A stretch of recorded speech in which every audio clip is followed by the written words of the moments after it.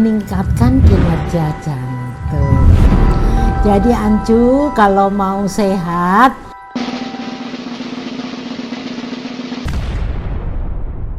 halo, jumpa lagi dengan Oma Ning. Seperti biasa, Oma selalu ingin berbagi sehat cara alami untuk Ancu, anak cucu, dan kita semua tentunya. Kali ini Oma punya daun, ya, namanya daun salam. Nah, ini dia. Nih tadi diambil dari tanaman Oma, ya, yang juga ada di pot. Jadi daun salam tidak harus ditanam. Ini karena kita juga memang lahannya nggak cukup ya. Jadi kita taruh di pot. Ini daun salam yang masih segar. Nah, yang ini daun salam yang sudah dikering anginkan. Jadi Ancu, kalau untuk tanaman obat atau misalnya kita ingin supaya daun-daunan yang kita butuhkan itu nanti bisa awet, satu-satunya jalan ya misalnya dari begini, ya udah tinggal dikering anginkan, misalnya ditaruh begini aja akan kering sendiri, tidak usah repot. Jadi kalau untuk kebutuhan sendiri, Oma harap Ancu bisa kering anginkan ya. Nanti kalau sudah misalnya udah kering seperti ini, tinggal dipetikin begini nih ya. Nah seperti ini.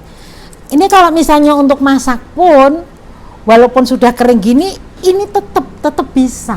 Jadi jangan dibuang lah kalau daun salam udah kering di dapur, karena mungkin kalau beli kan murah nih. Oma sih nggak beli. Kalau beli murah jadinya kadang-kadang kita makainya kan paling 3 lembar, 5 lembar begitu kalau untuk masak. Jadi lebihnya gimana ya, dikering anginkan seperti ini. Oke. Daun salam ini bahasa latinnya Syzygium polyanthum. Syzygium polyanthum ya. Dia punya kandungan senyawa kimiawi yang bersifat antiseptik, antioksidan, pencernaan bagus ya, dan anti kanker. Kemudian juga dia punya kandungan rutin, namanya rutin salisilat, asam kafeik, dan fitonutrin. Nih daun salam ini ya. Jadi mampu meningkatkan kesehatan jantung ya, dan juga mencegah penyakit stroke serta mencegah kanker. Maka daun salam ini alangkah baiknya Ancu mau campur misalnya teh, boleh enggak? Teh dikasih daun salam boleh sekali ya. Jadi kita bisa berinovasi dengan minuman yang rasanya unik nanti ya. Dia juga mengandung flavonoid yang berfungsi menormalkan darah penyakit hipertensi. Nah, memang untuk hipertensi ini kita tidak bisa main-main ya. Tidak cukup misalnya hanya dengan konsumsi daun salam, misalnya tekanan darahnya sampai 200 atau 180. Ini tetap kita harus konsultasi medis. Jadi ini nanti membantu ya. Oke. Kemudian juga dia punya kandungan asam laurat yang dimanfaatkan sebagai obat alami anti serangga, katanya begitu menurut literatur ya. Dan yang menariknya dia juga punya vitamin A dan vitamin C. Di masa pandemi corona ini kan kita nih sebetulnya kalau mau bikin jamu atau bikin minuman dari tanaman obat, rata-rata semua daun-daunan ya, daun-daunan tanaman obat mengandung vitamin C, juga vitamin A, rata-rata begitu. Seperti misalnya kelorku itu juga. Jadi kalau mau meningkatkan daya tahan tubuh, ayo kita bikin teh dari daun-daunan yang berkhasiat obat ya. Oke. Kalau khasiatnya sendiri sebetulnya dia membantu atasi penyakit pernafasan.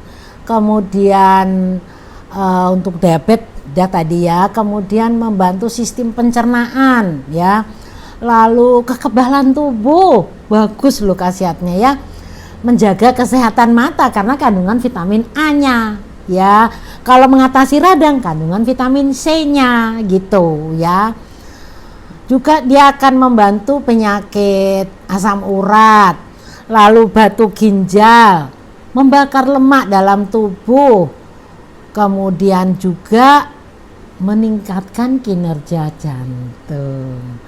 Jadi Ancu kalau mau sehat, ayo back to nature. Dan juga pesan bagi yang suka kuliner, menambahkan daun salam ke dalam masakan, gak usah takut, gak apa-apa. Misalnya mau 7 lembar atau segini juga boleh, apa nggak boleh kok ya.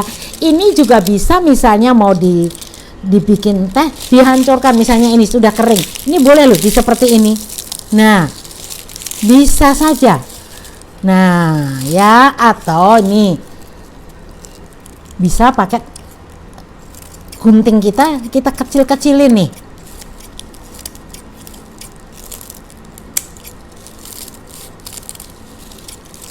Ya, memang daun salam ini kalau untuk yang tekanan darahnya rendah, hati-hati. Mesti dicampur dengan daun serai atau jahe misalnya ya. Jadi biar seimbang antara yin dan yang. Ya, nih kalau bikin tehnya kita potong-potong begini. Ya, maaf nih, bersih kan ini taplaknya, bisa seperti ini nih ya. Sudah jadi nih. Kalau mau lebih telaten ya boleh dengan lebih kecil-kecil lagi potongannya. Ini tadi Oma udah siapin air panas nih. Kita tinggal memasukkan potongan daun salam ini ke sini. Nah.